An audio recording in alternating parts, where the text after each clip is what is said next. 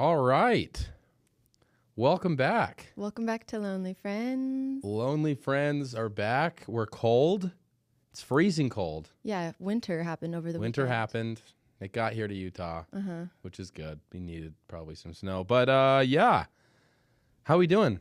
We're doing well. We need to talk about how you're doing specifically with our New Year's resolutions now that we're 11 days in. Now we're 11 days in.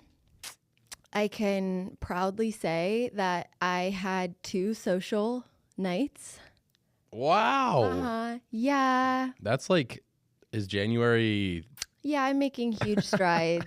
People know me. That's a lot. 2 social days. And then you consider that, okay, well, we need to talk about these social events. I was home by 9:30 both times, but we did one of them together, and it was a big night for New Year's resolutions because Chase, do you want to tell him? So, yeah, I got to go as Litia's, you got invited to Fashion File. Welcome to Utah, Fashion File. Happy to have you. Happy to have you right over there in Lehigh. And our queen and our favorite, one of our favorites, Bronwyn, was there and graced us with her presence. And we got to talk to her. She was, I mean, every bit as cool as you would have imagined. Again, we had met her before. You knew about her. I hadn't got into the lore yet of Real Housewives.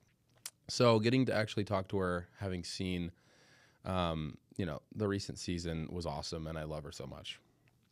She is effervescent. I think divorce looks good on her. Oh, she was glowing. She had a glow about her, and she did. She was, stunning. She's like, I just got back from New York last night. I'm doing this. She was going a bunch of places. She's booked and busy. She's booked and busy. And looked stunning per usual. So had a great time. That was a fun little social night. Yeah, it was a big week for New Year's resolutions. We're making a dent in them. It was. To a little humble brag, I've had a number of social nights, but I have been sticking to my 3 to 4 drink limit that I decided. I'm not a dry January guy. Like, you can't do the cold turkey thing. It doesn't work for me. Yeah. But I've had a great time drinking less and still, going out a little bit less though. Didn't go out this weekend. No lake effect for me. Wow.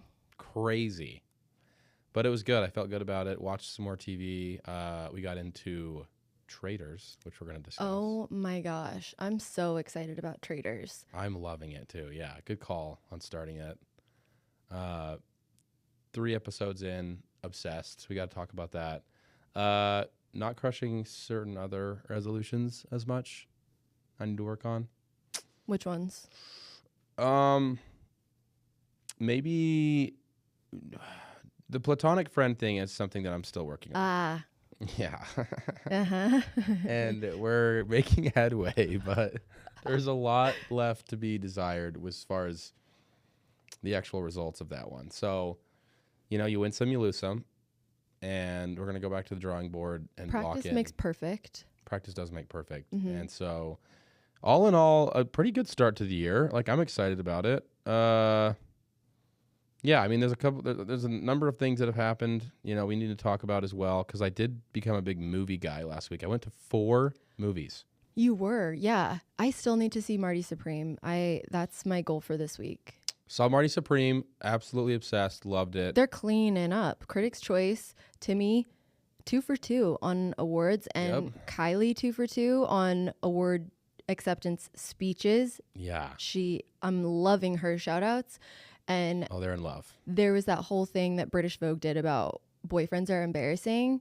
And I'll say, not Timmy. Oh, Timmy is the least embarrassing. I wish Timmy was my boyfriend. I mean, I feel like he's kind of America's boyfriend right now. Yeah. Yeah. And so we would like to thank our partner, Timothy, Congrats. for our foundation. Yeah.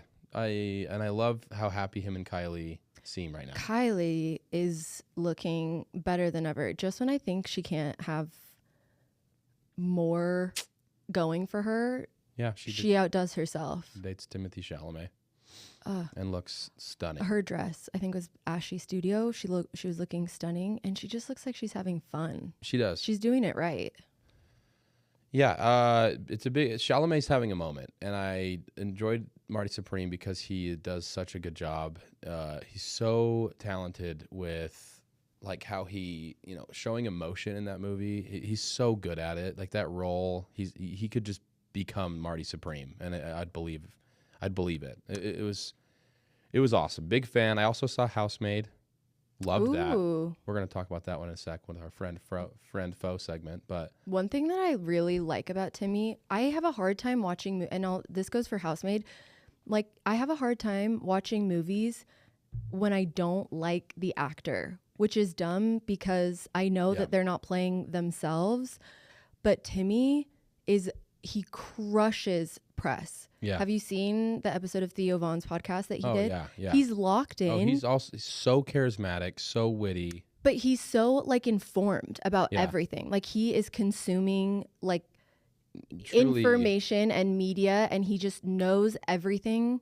Yeah. He knows a lot about a lot of things. Yeah. Like he just is someone that is, I think, intellectually curious and engaging, and that makes like such a fun watch. Yeah. Like a number of reasons why I love watching Sydney Sweeney as well. I know 2 big reasons why you would like and watching those did come.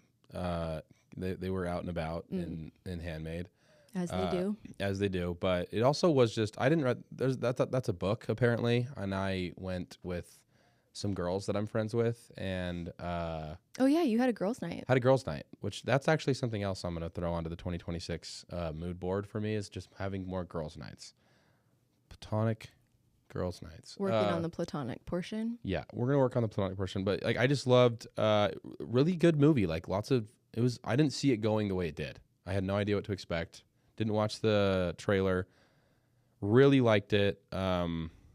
Kind of a like a thriller, like suspense, and I thought Sydney Sweeney to her, it started out not great. Like again, I don't think Sydney Sweeney's the greatest actress of all time by any stretch, but she did pretty good in this one considering, I guess the role that it was. And then what did I see the third night? Eternity, which I think you need to. That's the Marty Supreme in Eternity. I'm watching this week. Come hell or high water. Yeah, Yeah. Holy cow!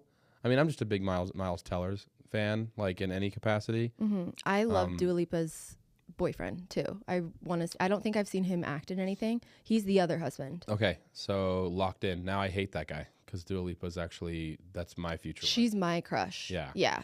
So I'm glad that I went into that movie without knowing that information because I actually did like him. Callum Turner. Now I resent him. Mm-hmm. Elizabeth Olsen killed it. Loved it. Great. It's a great time right now for movies, which is great because it's freezing cold. Finally, get some good movies. There's a couple more coming out that I saw in the previews that I'm excited to see this next year. But yeah, I mean, anything else on that? That's kind of. We do need to touch on Traitors. I want to get into this, and for anyone that's not watching, I have never watched a full season of Traitors. I've seen clips before. I am a big fan of Gabby Windey, but I didn't tune in early enough to watch her. I'm such a massive fan of her wife, Robbie Hoffman, is a comedian. Obsessed. Thank you for introducing me to Robbie. Love. For anyone that doesn't know Robbie Hoffman, humor is adjacent to Jerry Seinfeld, and I was raised in a Seinfeld house. That's Seinfeld like my dad's sense of humor to a T. Really? It's like Larry David Seinfeld, like Curb. Nice. Yeah. And so Robbie is, I love, just like very dry, very grumpy. I'm obsessed. Yeah, kind of angry. Yeah. Yeah, that's so funny. I had never seen Traitors either. So watched 3 episodes all of them, and I definitely have some thoughts. What jumps off the page to you initially? Lisa Rinna is always entertaining. Candace entertaining. I am kind of conflicted about the housewives of it all because I know that they kind of separate everybody into like factions and teams. Yeah, but it feels like the housewives are the majority here, and then they've kind of like adopted Tara, the ice skater, into their clan, and it just felt very clicky to me, which I get that you have to have alliances and that's the game, and I honestly probably would not care, and I would be team housewife if the way that they isolated Donna didn't absolutely disgust me. It was like a pack of wolves versus like a little cat. It was just sad. And it's Donna hard. got ganged up on. It's hard too to know how much of it is edited, because True. Donna is like so quiet and like kind of an element of, you know, being starstruck. That being said, her sons have played in the NFL. And her she daughter-in-law's McCartney at the Super Bowl. Literally, and her daughter-in-law's gonna be Taylor Swift. So I think that it might be just she's in a new environment. Do you know what I mean? Because I think filming, cameras, all of that, and like the game aspect of it is new to her. So she's just kind of like, you know, catching up to speed. I did like that she got her moment of spoiler alert. Spoilers. Yeah. That she's the secret traitor. Well, that's what I thought was cool, but also like almost like, damn, you get Donna over there and then she's just immediately the secret traitor. Well, like, and right off the bat that she's isolated. Like, I'm like, she didn't even get to benefit from having isolated. Kind of like a built-in, having built-in allies of the other traitors. Totally. Also because Rob loved her. Yeah. And like Rob would have, Rob and her could have connected on that. He would have gone. And I would have loved to watch that dynamic the whole season. I just too. feel so like it was just too disappointed that I don't get to watch more of her. And she's so herself. I'm obsessed with her dragonfly jewelry, and she just looks so put together and not like she's trying to perform or be anything that she's not. Yeah, I know. Because she doesn't need to. She just has like a magnetism and like a humility, and I just love her. Everything. I love her. Also, I thought she was, once she kind of started to warm up, she was really good at the gameplay. Yeah. Because I think she was thrown off by being like put under fire at the first round table. She's like, and then the second round table is really what killed her, because I think she didn't have time to kind of learn from the first one and make adjustments, because I loved what she said about Michael, which he's a whole other thing. Which I just wish he was gone because he's so annoying. But he's really good at being annoying, though. He's really good at being annoying. And if he was a traitor, he would be so good, because he really does just do this like smoke screen of obnoxiousness. It's like annoying Will Ferrell. That has literally no self-awareness. No self-awareness. He is Ron Burgundy. Also isn't funny. Yes. It's not funny Will Ferrell. I do think Michael is every character I've ever seen him play. 100%. I'm like, I don't actually know if he's a good actor. I think they just hire him and they're like, whatever. Yeah. Pretend like. Just be so loud and obnoxious. Just be yourself. When he was singing Clap Your Hands. Oh. And he just decided to do the whole song. I was like. But also, you're a crazy guy. At that round table, I was like so impressed with like what a perfect display he was of like the fragility of the male ego. That I can't even remember. It could have been Monet was like, you're either a really bad faithful or you're a really bad traitor. Like, either way, I can't really like place it. But also, is he so good? Is he so good at being a traitor? It's like a circle. And when we didn't know who so bad, you almost get good. And when we didn't know who the secret traitor was, I was like, this could be expert level. Like he is to me inventing a new way to be a traitor. Yeah. But then when he went in that little closet with Tiffany and she was talking him down and be like, hey, listen. Chill. I get what you're saying. You think that it's Jam Jam, but you gotta relax. Yeah. You got also Yam Yam or Jam Jam. I kind of go back and forth. I think the subtitles always say Yam Yam. Yam Yam. And they say Jam Jam. And because Michael says Jam Jam, it makes me want to say Yam Yam. Yeah, because I just assume that he's wrong. Dismissive. Yeah, 100%. And like respect. Just being obtuse. Yeah. For the most part. But then you could see like his demeanor shift when someone was accusing him of being bad and he's like, oh, and then you just watch like him crumble and start singing and just, he does not shut up. Oh, I mean. And it's just like his downfall, because I'm like, there is a level of sophistication that you do have to have in this game. And it will just be funny to see if he can how far he can get in the game. 100%. I think that He's definitely like the one that everyone hates, which you need someone like that in every scenario because it does bring people together. He's our Demi. Yeah. Yeah. I think that my thoughts as I watched the first 3 episodes are, first of all, Maura, the woman that you are. Mora. Yeah. I mean, Scottish, whatever, Irish, right? Yeah. I think she's the most beautiful person potentially I've ever seen. But also has the biggest personality. Yeah, and also I think that she's playing the game well, where she acts clueless, obsessed, and no one even kind of suspects anything. No one kind of suspects anything. The best was when Candace and Portia both, like, Candace tried to plant a seed of, hey, I heard that Michael told everyone to go after the housewives, and then Portia went after it. Which, by the way, Portia, like, generational failure of watch your mouth. What are you doing? Just saying all of the things. Yeah.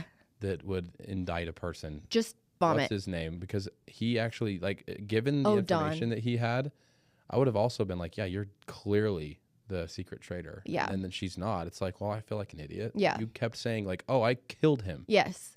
What did you want us to do? When you're operating off of no details. And you have guessing to put that there's 4 traitors. Block. I don't know much. I haven't watched much of the Traitors, but I think there's typically 4 traitors. So I think that was like a pretty fair guess, but it was like also a dead giveaway. Yeah, it's just like you're saying too much. But the way that Maura was just like, I don't remember what I heard. I don't know that you said that. I don't know that you said that. Sorry, I wasn't paying attention. I'm tired. She's like, I don't even remember what team I was on. Literally, I was like, you're hilarious. I'm like, literally trump card. Yeah. You can't. Now she's just removed. From like evidence at all. You can't make me remember something that I don't care about. Yeah. No, I love her so much. She's my favorite. Huge crush also. I do have to know, as a remotely new watcher to the show, I hate watching the missions. I also don't like the missions. I would love... That's scroll time for me. It's scroll time for me. I kind of look up and go, oh, they almost got another coffin. And I would love just kind of the option to, you know how you can skip an intro? I'm like, I'll just read an AI summary of what happened in the challenge, and then just give me a button, I can skip the challenge. Unfortunately, you're going to find out that we are pro AI summary people. We obviously support the war on tech. Yeah, we don't like AI, but we also think it can be helpful. And while it is here, it does make my life convenient. Yeah. And I will think of new ways for me to avoid doing things that I don't like to, and it helping me in that lifelong mission. Do I think McDonald's is really great for my body? No, but do every now and then I swing through and grab a few things that are going to shorten my lifespan because they taste good? Also, yes. Mm-hmm. That's kind of how I view AI. But I agree. The missions are, I think it's cool that they do it. Like the fact that they had the boats and they had the whole setup where you had to bring the coffins all the way to the ground. And there's that twist. It was like really actually cool. I just think I like the social setting. Sorry, stacking skulls. Like that was, yeah. To me, I know that the whole game is intellectual and it's kind of like chess. Yeah. All of it's kind of a mind game, and that the challenges are kind of an advantage for people that are like Colton. Yeah. Like athletes that are, you know, more physically talented and can contribute in that way. But I just think, let's do like a brain teaser. Let's do like, it's just not fun for me to watch. One moment that I thought was really, I was like floored by the gravity of the situation was when Rob pulled Lisa to the chessboard. And then remember the blonde girl came and sat by him as they were like talking about who they were going to kill? Yes. And it was like, oh, they're going to get caught right now. Yes. And they could tell they were just kind of like, they were talking about it and the game wasn't even set up all the way. And then they all of a sudden realized like, oh, we have to actually act like we're playing chess now. Yeah. And she kind of sat there looking at him. And so I was like, dude, that could have, the whole mission could have been blown up right there because 100%. That was sus. And the fact that she kind of turned away was so weird. Also, the fact that everyone thought that only one guy, Dancy, was like, something's fishy, something's off. Sorry, conga line.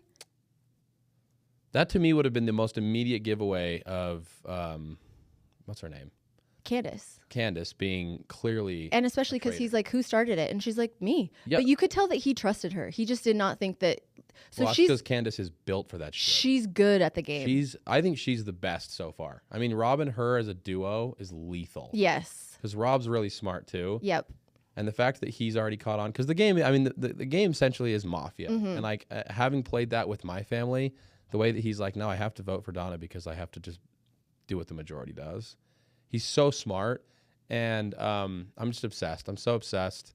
It's fun watching, like you said, the dynamics of the people when they get in. That's why I love the social setting parts of it, where they are kind of standing around and that guy's like, I think they're doing murder in plain sight. But everyone's just kind of talking. Could be. And then they, I like that more because, again, you got to figure out, like, I love that they were able to pull off the murder in plain sight, but like all time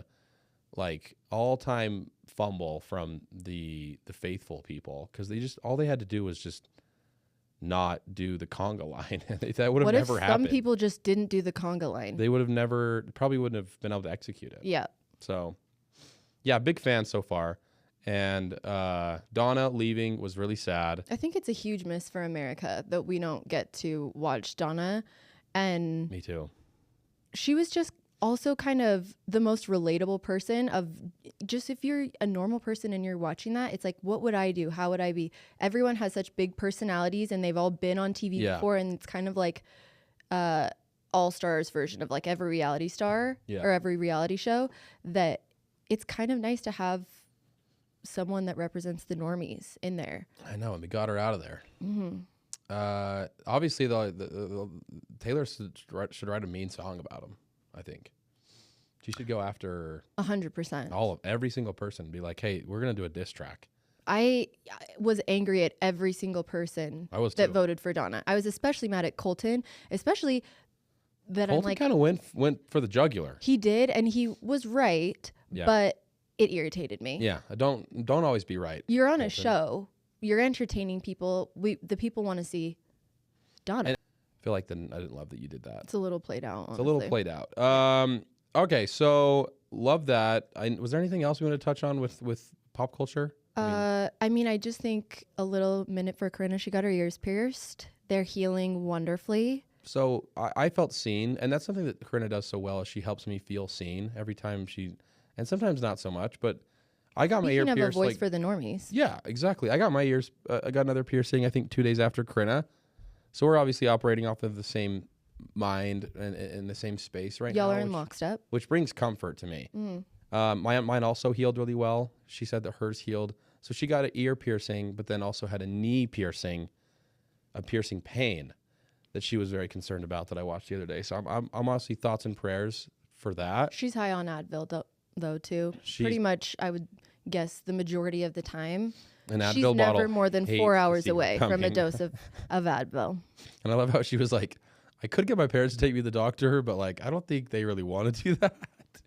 Due to the fact that we were just there last time. And then one of the comments on her thing was like the Ben Affleck picture when he's just like Corinna's doctor smoking. Like, they're keeping his lights on though. Yeah, yeah, 100%. She's meeting her deductible every single year by like February. Yep. Yeah, moment for our queen. Hope she's great. What about I think this is a fun topic with the Friendencies. Should we jump into that? Yeah, let's jump in. Okay, so something I wanted to, I guess, discuss, and for our viewers, we'll talk about this, kind of the relationships between guys and girls, whether it be friends. Friendencies. That's kind of what this is, And I went to sushi night with the girls this last week. All of the girls I love dearly. I consider in a them platonic way. In a platonic way. They're all like my best friends. Went to a movie afterwards. I think we should normalize guys, hetero guys, going to girls' night. But I think that you also... There is a burden. There's a burden. That the girls carry when a boy comes. Yeah, I was going to... when a straight man comes on a girls' night... Does it kill the vibe? Kind of. It really depends on the boy. And I think that a lot of times the boys will come in and they don't really know how to act. And so they will overdo it a little bit. Like they are too jokey, too flirty, too and I think that if you are a guy, sit back, relax, catch the vibe. And if you can go with the flow, we're happy to have you. I think if you go to girls' night and 3 or 4 girls, and then you're the guy that comes along and you're invited to this, which is a privilege, you get to become one of the girls. And I think that if you're not capable of that, then don't go to girls' night, because it is not date night. Just like if I was going to hang out with my guy friends, and there was this girl that was super cool that I said, yeah, you should come hang out, you're going to be one of the guys that night. You know, we might be going to watch a game at a bar. Mm-hmm. You're tuning in to watch the game. Yep. We're watching the game. We're not, we're going to do what the majority want to do. And it's just the same with guys going to girls' night. We were talking about the tea, getting kind of an update from everyone on where they were at with relationships or the lack thereof. I was going to say, if you're a boy going into girls' night, I'm assuming that some of the girls are single. Prepare yourself to perhaps craft a text message or give some straight male insights. Mm-hmm. If they are asked for, do not start with assuming that people want your opinion on everything. Totally. Which is, I think, a classic male blunder. Problem, yeah. And I think that it is so much more fun for guys to go to girls' nights than it is for girls to go to guy nights. I agree. 100%. We're more fun to be around. We're having more dynamic conversation, and girls are more welcoming, and we're more, socially intelligent and more socially generous. But I feel like the conversations that are about social dynamics or relationships, like I can insert myself in that, or at least that makes sense to me. Whereas if you're coming to guys' night, there's probably heavy talk about the history of the Packers-Bears rivalry in the playoffs. Mm-hmm. And that's probably not going to, if you're going to get a lot really of locked into that, then freaky, obscure sports stats. Exactly. Like obscure sports stats. So I found it to be a blast. I would love to attend more girls' nights in 2026, because they're fun. They really are fun. And sushi night, I with think the girls, that straight men really stand to gain so much from attending the occasional girls' night. Yeah. I don't know that I feel the same for girls and guys. For girls to go to guys' nights, I think that's just kind of, it would set you guys back. Yeah. It would. Yeah, because I think it absolutely changed the dynamic. It changes the dynamic for men, and not in like a necessarily positive way. And they don't typically know how to make it a pleasant experience. Yeah. No, I actually don't think that for the women, and then they're annoyed that you're there. So most of the time I'm like, should we just make it clear that best to not? We're probably advocating for guys to try to possess the ability to attend some girls' nights, because I do think you stand to gain from that. But I do think that we're also an honor. Well, we're also against girls going to guys' nights. Probably should we just say that, like, girls? Yeah, protect your peace. No, I think that's perfect. I think that's 100% where my heart lies, is that you stand to risk so much from being, bored. Some girls love getting into, the minutia of sports, and they want to talk about Aaron Rodgers and now those and if that's the case, perfect. Go to a guy's night. I have a general interest in sports, but not to the point that I could go to a whole guy's night about it. Well, we already talked about this, and I touched on it in a TikTok, but like, talk about a quicker way to disrupt your regulated nervous system than attending a guy's night at a sports bar with beer flowing and yelling involved, and maybe some bets that are placed that end up losing, and just like backslapping, lots of fart jokes, like just primitive behavior. Yeah, I just skill. I love that for them. I think it's a fun outlet for you guys to have that time with each other. Love that. Normalize guys going to girls' night. Girls, stay home, protect your peace. And what about our friend foe segment? I have a couple of these. I mean, I know you did too. You want to start us off? So my friend this week is, and while I, obviously support the war on tech and AI and all the rest of it. Yeah, we're anti it. I love when I'm scrolling on TikTok, the AI summaries, they are hilarious. You sent me a screenshot of Corinna's, right? Of Corinna's. Hilarious. It is so funny. It's like, host is experiencing chronic knee pain. Also, she got her ears pierced. And I'm like, if that ain't her, it's just like funny the way they, Yeah. and it also saves me time. It does. Because if it's someone that I know and I follow and I don't know what they're doing, it saves me 90 seconds of maybe trying to figure out what we're talking about, what the point of the live is. It is nice if you jump on a live and you get a little update, kind of see where you're at. I agree, but also we disavow any AI, any tech. AI, we also disavow, but also kind of like it sometimes. Mm-hmm. And then my foe is everyone that voted for Donna Kelsey. You're annoying. Also, anyone that made her feel isolated and not included, because how could you? She is the easiest person to befriend and to be nice to. She's so unassuming. She's the least threatening one. She's the mother of this country. Literally. How dare you? And you have so many low-hanging fruit conversation starters of, also I will say, and I'm so sorry that it might be a little Swiftie soapbox, but it broke my heart when she was sitting for an interview and she was like, this is a woman, okay, who has devoted her entire life to raising her sons and helping them be successful, and they play at the highest level. She's, just two Hall of Famers. Yeah. And she's like, this is so fun for me to get to. I'm going to cry even just talking about it. Like, for her to experience that, she's like, it's so fun for me to experience this at my age. Yeah. What a opportunity. Like, what a fun opportunity. I watch TV and I'm such a fan of these people. And like, what a massive, disgusting disappointment. That she didn't get to stick around. That I'm like, I'm open to the idea that they kind of edited it out. Sure. Any connections that she was making, because she didn't make it very far. So it's just like not really worth like, letting those have a light. But I appreciate Dawn and Rob for loving her, seeing her, making her feel seen. Sticking their neck out for but her. I really want to see her on something else. I want to put her on every show. I want her on Dancing with the Stars. I want her on The Masked Singer. I want to watch her do Get Ready With Me. Let's get her signed up. Let's get her in front of a camera immediately. 100% agree.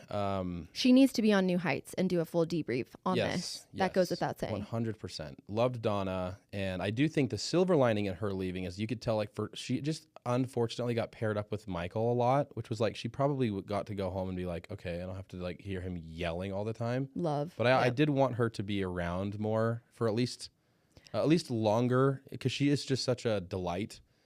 And she truly is. She was the mom obviously of America. the outlier. She was the one that she didn't have any buddies. Didn't know anyone there. Yeah. Well, and guess what? You know what? The tax that these people all pay that sent her home is like, do you think you're going to be Taylor Swift's best friend? Guess not. One thing I know about Donna is that she's going home to a loving family. She gets to squeeze her grandkids and hang out with Taylor Swift, which is a great consolation prize. Yeah. Yeah, it was very anti-American for them to vote her off of the show. And my foe is also, it's cold, so I also included this. It's a little double entendre, but it's ice. Okay? I had to scrape some ice off my window today. My car, first time this year, which generally that's the case in like November. Mm-hmm. So I guess we are lucky that it's later, but I just dread the winter so much. And I'm not going to get into it because this isn't a political podcast, but fuck ice. My friend, devastating. Double entendre again in a different way, is Sydney Sweeney. Oh, okay. Say more. Just boobs. Okay. There we go. Turns out it's not that deep. I feel like it's so funny because I have seen a number of films or shows with Sydney Sweeney, and I agree with you. Like, I don't think she's the best actress, and nor do I think that she goes on a movie and I'm like, I have to see that, like I do with other actors. I'm typically, if she's in something, I'm less inclined to see it. See, and there is just a part of my guy brain that's like, as I'm watching the film, and I know that inevitably at one point she is probably going to be without a shirt. Yep. And then I'm like, oh, this still works. Like, she's still. The interesting part about that to me is that you don't have to watch that movie and go through the acting in order to get that sight, that visual. And so it's like confusing to me that you will put yourself through 90 minutes in order to get those visuals because they exist Well, we in had a multitudes everywhere online. a certain someone that also does podcasts was like, I sat next to this guy at a theater when Sydney Sweeney was naked. And I felt so, guess what? We're having a blast too. All right. I would argue that's a big reason why they have her in movies is to put men's butts in seats. I think it's about 80% of the reason, maybe more. She's my friend. Thank you for being timeless. And you know what? If you're given a gift, like, don't hide it under a bushel, right? And she doesn't. She doesn't. It's no bushel in that movie. Felt weird saying that. Okay, so the last part of this. An exciting thing this week that we get to start is our friend zone segment, which is going to be advice that listeners write in, and we had great submissions. We did. So a bunch, by the way. So thanks for sending those in. And please send in more. We love reading them, and even if we don't, we're gonna pick one or two, and then if we can't get to another one, we'll maybe do it the next week. But like, we had a bunch of submissions, and we had a blast reading them. Yes. So, and that's kind of what the podcast was born on. We've talked about this, but it was like this type of conversation. These type of conversations are really what made us want to start the podcast. So we're very excited. 25 female, went on a few dates with a man, 26 male. After about a month of consistent texting and voice notes, the connection felt unusually calm, safe, and mutual. He was very persistent in pursuing me without being pushy in the beginning.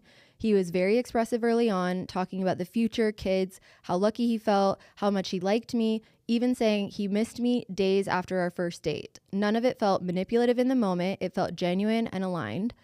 After a date, and him spending the night at my apartment, we didn't have sex. He abruptly pulled away and said he wasn't ready. Couldn't give 100%, felt overwhelmed, and was more worried about the future than excited. He framed it as things going too fast, even though I offered to slow down and remove pressure. We had a long, emotional call where he acknowledged the connection and agreed this was a him issue, but still chose to end it. When I later asked to talk again after having time to process, he became dismissive, minimized what we shared, and said there was nothing to talk about. That shift from deep emotional availability to emotional shutdown left me feeling blindsided and disrespected. I now recognize avoidant patterns, intense early pursuit, fear when real intimacy and safety appeared, then distancing and minimizing. I'm struggling with whether this was a case of right person, wrong time, or if the dismissiveness itself is the real answer. I'm also trying to balance honoring my feelings without over-explaining myself to someone who opted out of emotional accountability. It's just unattractive to me to be so ignorant. My question is, how do you process a connection that felt real and mutual, but ended because the other person didn't have the capacity to stay present, especially when the ending itself felt avoidant and invalidating? Really well written, first of all, and I think this is something that people have something to relate. I think a really common experience. Yeah. As I kind of read through that, I just thought, like what she said, I like that she pointed out that she spotted the avoidant like behavior that came with that. I think that there's a lot of guys that probably do view like courting someone as a challenge of sorts, and then once they get to the point where they feel like their interest is reciprocated due to either abandonment issues or just not a super developed emotional way of handling the next step, they kind of become a recluse and revert back to just not wanting anything to do with that. I don't know. I think that is really immature behavior, obviously. And I like that she wanted like clarity, but it's also, you had the wherewithal to be like, I don't really know that this clarity even exists because I don't think this person understands what they're even doing, which is kind of what I felt like. This is just an extremely immature person that you're dealing with. I don't think they did anything wrong. No. Obviously, there's nothing. I don't think that the listener did anything wrong. I think I have experienced this. It's love bombing initially. Yeah.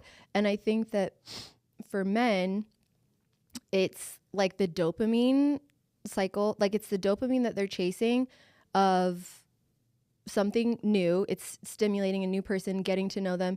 And you like all of like the bright, shiny parts about someone when you first meet them. Mm-hmm. And for them, like you said, I think it's a lot about the chase to see if they can get you interested and to kind of like hook you. Mm-hmm. And I think that what men do is they either don't know how to, or they just choose not to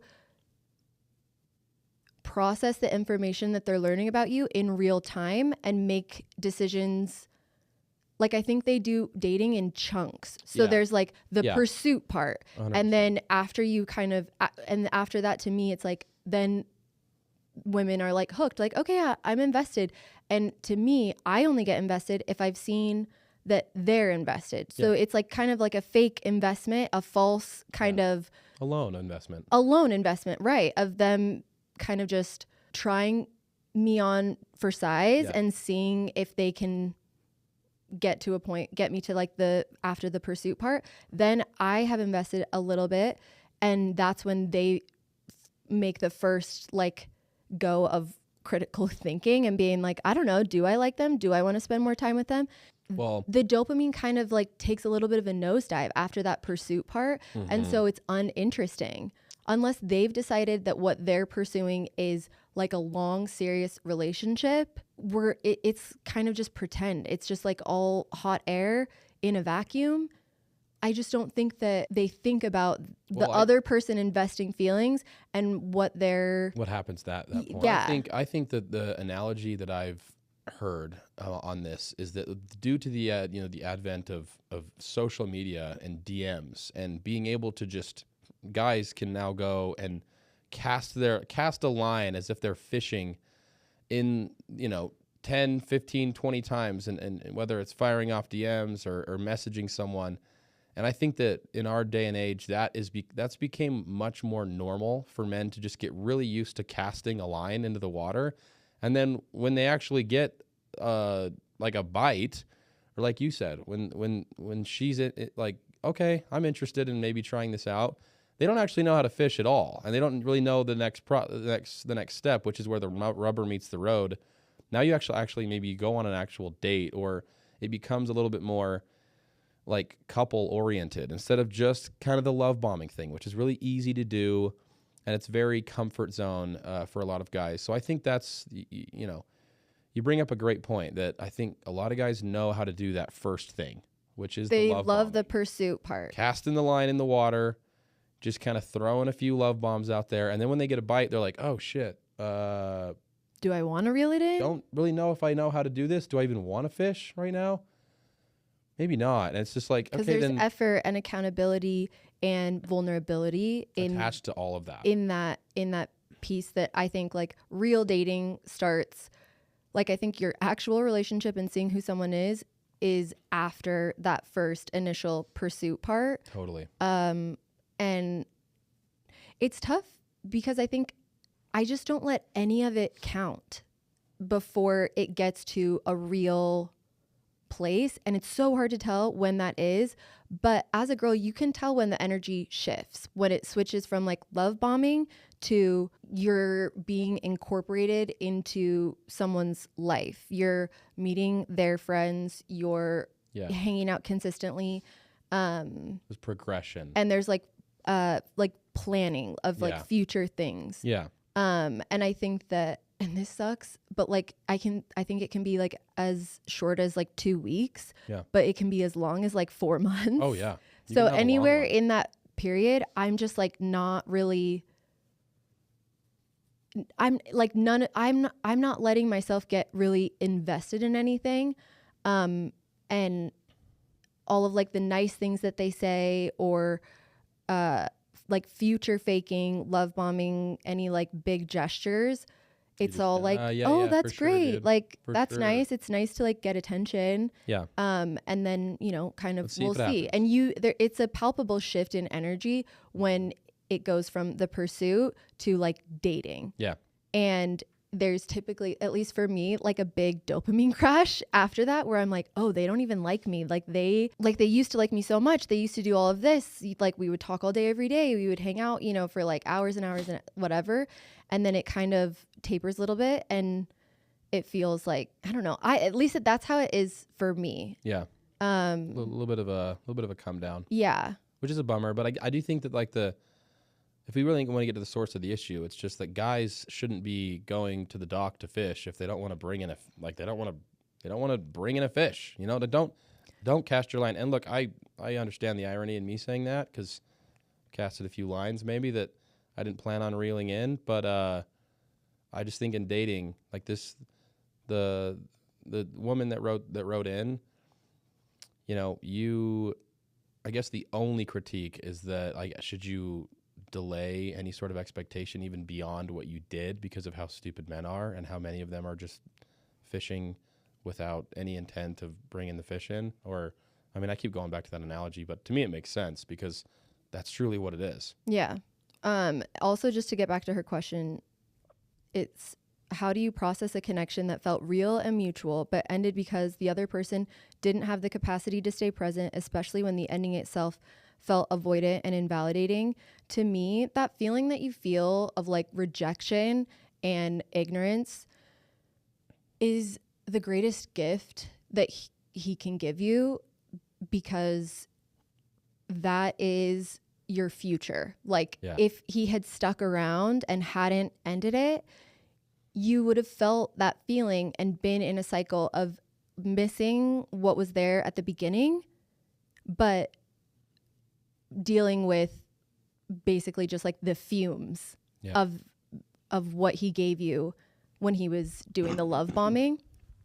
And so it sucks, but I would just do breakup protocol, like fill your life with new things that don't remind you. I mean, yeah, I'm not a blocker, but like I put him on mute, like, you know, limit the amount of new information that you learn about him. And just try and be try and do new things that don't remind you of him. Go to different places, hang out with new people, try new restaurants, read different books, watch different movies, and spend time with people that love you and support you, and fill your life back up with your trusty dusties. Grab the old vibrator. Think about someone else. Think about someone else. Let's get channeling the mind a separate direction. What was the other one? Was it this one? Let me find. This will be our last one. My boyfriend? My boyfriend of 3 years broke up almost 2 weeks ago. We graduated from the same college in May, but have been long distance for grad school. I felt like it was me making sacrifices to make it work, and he felt like he wasn't able to put in more. So we suddenly but mutually and amicably broke up on FaceTime. Yikes. I'll be in the same city as him in like 3 weeks, which would be exactly after 30 days of no contact. And I feel like we should have an in-person conversation. He kind of wanted to keep the door open to get back together eventually, but I'm kind of like, if you aren't willing to put in the effort now, that's very telling. Is it crazy to meet with him to talk? I don't feel like it's for closure, but more so because I feel like a 3 year long relationship is worth an in-person combo. Also, is it crazy to hook up? LOL. All my friends said horrible idea, but there's no beef and it could be fun for the plot. Okay, thanks. Look, y'all already know what we're gonna say. This is the devil and the angel scenario that we've discussed. I agree that a 3-year relationship like that deserves an in-person combo. I also am not obtuse enough to think that if you see him in person, there isn't a massive likelihood you're going to hook up after 30 days of no contact. That probably will happen. And guess what? The fact that you're already thinking about it to me is like, for sure. You're going to fuck him. And also, I'm for the plot. Do it. Who cares? Also, I don't think you guys... I'm someone that learns lessons by repeatedly making the same mistake over and over again until it's just so abundantly clear that that's a mistake that I have to stop. Litia is a lot smarter in that regard. I think you should have the convo. And I do think just prepare yourself for, there will be an attachment that comes back that maybe you don't have right now, because 30 days of no contact's impressive, but we both know what a meetup's going to lead to. 100%. It's not going to be a meetup that doesn't become physical. I don't think that there is any new information that you're going to learn in that conversation outside of him admitting, to cheating or whatever, which... It's just you giving an excuse to see him. It's because you miss him and you want to see him, and that's totally fine and totally fair. I think that the best medicine for heartbreak is... alcohol. Isolation, like from the stressor, which is him. I think that it's easy to get mixed up too in a cycle of reconnecting with an ex. And I think that, and this is just my opinion, and I know that I'm in the minority. I have a lot of friends that really love like tying a nice bow on things in a conversation, but you dated him for 3 years. You know him very well.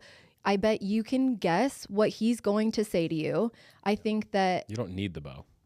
You don't need the bow. The bow to me is that he wasn't willing to make an effort. It was his behavior. That was all the evidence that you need to make a decision of if he's willing to give you what you need in a relationship. The answer is no. Mm-hmm. And that you stand to lose any progress that you've made since the breakup in those 30 days by seeing him again. I think you're starting the clock over. I think that like peace and joy come after a breakup.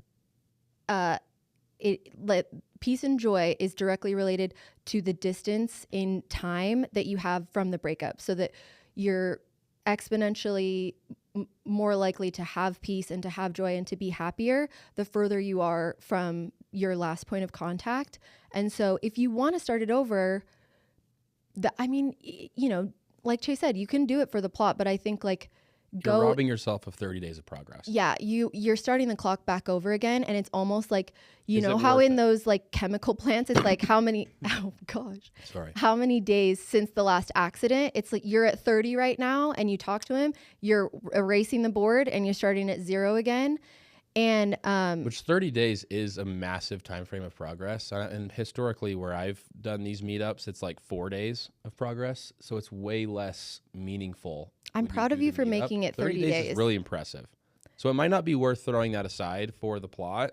I also think too, it is like with a hookup afterwards, and you know yourself, are you going to be able to... That's what I was going to say, was the next part. Like hook up with him and then not stalk his socials and ask other people that you know can't do that. About who else he's hooking up with, because he hasn't been with you for 30 days. And men typically go on a little spree after a breakup, especially that you've been long distance. And so you're probably going to find out about, anyone else that he might have been talking to or hooking up with in the 30 days that you haven't been together, which is going to make you feel sad.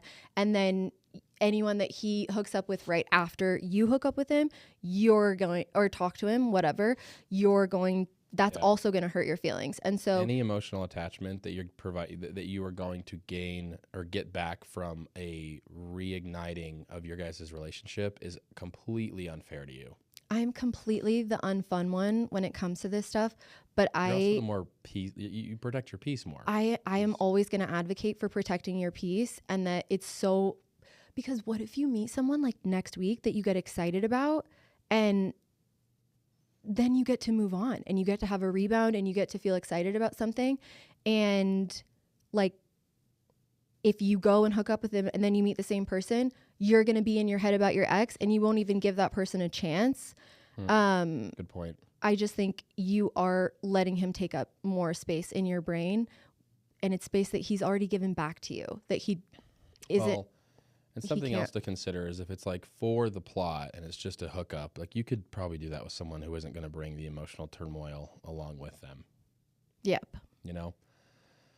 So I think the smart thing to do is what Litia's advocating for, which is like, don't rob yourself of 30 days of progress. You don't actually need a cute bow to tie up and put on top of a conversation because of a relationship that lasted X amount of time. At the end of the day, it ended, and that's really all you need to know. And you're doing yourself no service by acting like there's a cordial way about going about it. It's just not. It's not the case. So you're not finding out new information. You're falling into old habits.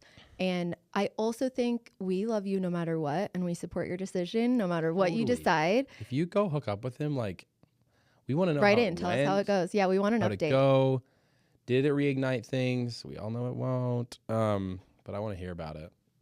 I want to hear about it, and I think too, for me at least, in weighing both of the options, you find out what you actually want and what you are going to do. So hopefully in Chase having the opposite opinion of me. Well, I mostly answered with what I would have done, but then at the end gave you like what you should definitely do, which is not what I do. It's for sure what Litia is advocating for. But again, we leave space for people to make their own decisions, and we support their rights and wrongs. We want the best for you guys, but we also understand that sometimes if you're like me, that comes with a cost of making a lot of dumb mistakes. And if it's someone that you really potentially like could see yourself ending up with, making it messy right now with hooking up and then being hurt that he's dating other people, or finding out, you know, just the proximity to a breakup, it's so good to not know who else they're talking to. Very good to or be hooking up with, because unaware. You what you don't know doesn't hurt you. Doesn't hurt you. Mm-hmm. And live in ignorance. It lets you kind of just prioritize your own healing, and I think it speeds it up. Yeah. The less that you know about them, it really helps your healing process. My healing process, at least. And I feel strongly about that. But let us know what you decide to do and update us. Let us know. 3 years is a long time, but that's also really heavy. And I think that will all come right back to the surface with just a casual meetup. It's not worth your peace. No judgment here. We love you no matter what. As someone who has and lives with basically no peace, that's mostly due to my baby mama. Sure. Just kidding. Like we said, we love covering these scenarios that you guys are going through. Litia and I talk at length about the ones that we go through on a weekly basis. And so this is like a really a fun part of the podcast for us. Please write us if you have any scenarios like this, whether they be relationships or friendships, like any sort of fallout or drama, or, you know, if you want two different opinions that are going to probably be pretty far apart from each other, but then we'll tie it up in a bow, no pun. But that hopefully help you decide, make your decision easier. Yeah, because, I mean, that's the nice thing to have, is a little devil on your shoulder, angel on your shoulder, and then you're like, you know what, I'm going to go with this one this time. And that's basically what the whole point of this is. So write us at lonelyfriendspodcast@gmail.com. You can email us. You can also DM us lonelyfriendspod on Instagram and TikTok. Was there anything else? No. Thanks for a launch, you guys. We love all of the messages and the comments, and thanks for listening. Follow us on Instagram and YouTube. But yeah, have a good week. Go watch Traitors. Guys. Go watch Traitors. Team Donna Kelsey forever. Mm-hmm. Love you guys. Love you. Bye.